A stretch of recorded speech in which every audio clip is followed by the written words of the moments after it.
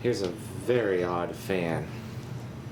I don't know if you can see from here what is really different about it, but I'll get into it in a second. This is the 1979 Kmart, the Kool one, trademark. And yeah, it's the model number 2301, and we are guessing it's a Robeson, but this fan is just very, very bizarre.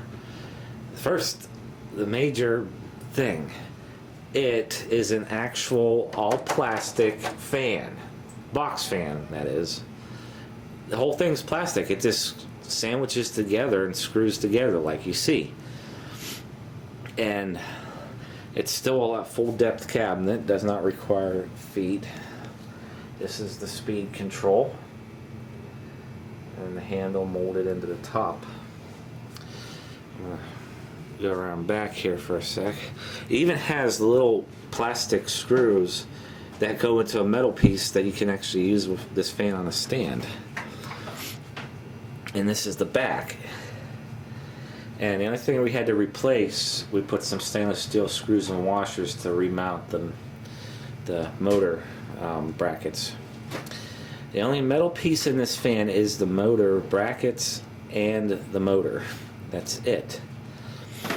Now, just going from look at this, you're going to say that that's a Lakewood. No, it has the same address on it as a Robeson. But this is where it gets really bizarre. This is a 1979 model fan. But look at the blade set. It is not a likeness. It is identical. The molding is identical to that of a first generation plastic bladed Lakewood. For reference, this is our first generation Kmart box fan circa 1975. Ignoring the middle piece, and you can see the blade is identical. But this is why I say ignore that middle piece. If you're familiar with Lakewood's third generation box fans, that's what this middle, the hub looks like. Now, for reference, this is my 1986 Lakewood third gen. Other than this older one, this Robeson Kmart, the Kool, and having a little hole here to oil it, look at the blade hub. They're identical. They are identical. I mean, the dimensions, I mean, the depth of everything is the same. This is a really bizarre hybrid fan. It's a first generation Lakewood blade set with a third gen center hub. And guessing they probably contracted Lakewood to make blades for them, but they made it just different enough for them. And in the back is a McMillan motor, which Lakewood also used. So it's just very odd. Weight wise, it's still pretty heavy. It weighs almost as much as let me see.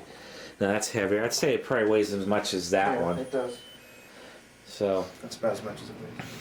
Yes, and so yeah, it is an actual all plastic box fan, which, you know, it's still of very high quality.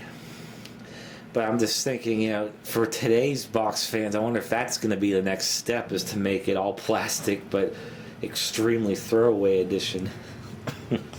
But no, this isn't. We're going to go ahead and operate this fan right now. Start off on high.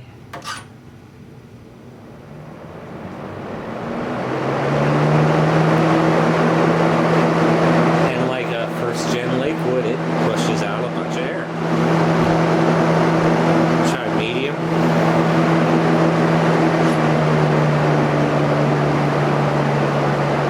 And low.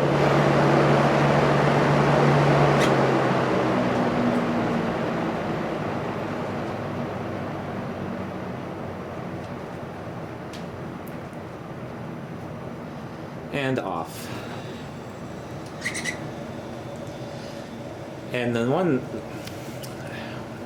I guess this fan's obviously never been serviced because this sticker here goes across the two halves.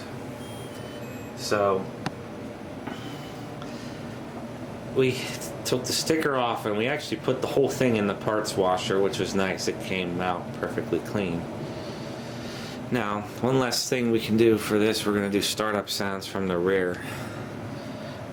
And we'll start off on low. It's very quiet, but still has the classic Lakewood woos. And off.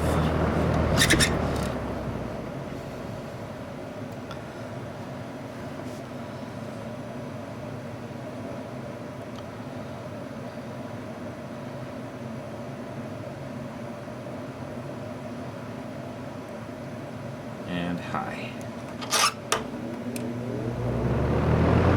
High speed has the most pronounced sounds.